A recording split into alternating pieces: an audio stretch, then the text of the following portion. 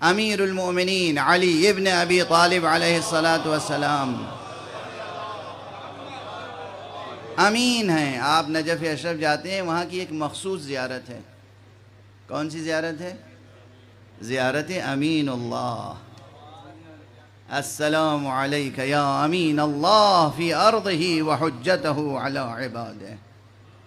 عظیم الشان زیارت ہے یہ، اور تمام زیارتوں میں معتبر ترین سند کے اعتبار سے یہ زیارت ہے۔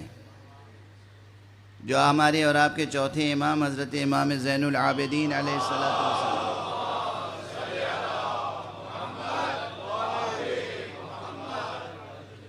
نے خود پڑھی تھی اور تعلیم فرمائی ہے کہ جاؤ میرے جد کے روضے پر تو ان کلمات کے ذریعے سے عرض ادب کرو۔ تو زیارت امین اللہ بہت عظیم الشان متن ہے، عرفانی بھی ہے، کلامی بھی ہے، بہت عظیم الشان متن ہے۔ یعنی اس متن کی، اس ٹیکسٹ کی شرح کی ضرورت ہے۔ اس کے شروع کے جو 3 جملے ہیں ان میں پورا علم کلام سمویا ہوا ہے۔ اب ظاہر ہے میں کہہ ہی سکتا ہوں، جو ریسرچرز ہیں، جو بیدار مغز ہیں، جو طلاب علوم ہیں، علوم دینیہ ہیں، جو دانشور ہیں، ان کے لیے کبھی کبھی ایک جملہ کافی ہوتا ہے سوچتے رہنے کے لیے۔ یہ 3 سطریں شروع کی، پورا علم کلام جعفری، علم کلام شیعی اس میں سمٹا ہوا ہے۔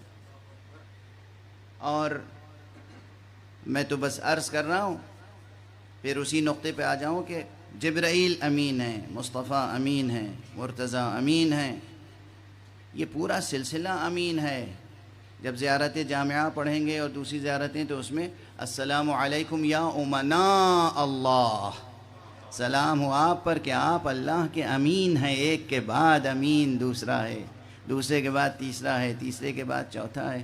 جب امناء کا سلسلہ موجود ہو تو امانت میں خیانت کیسے ہو سکتی ہے؟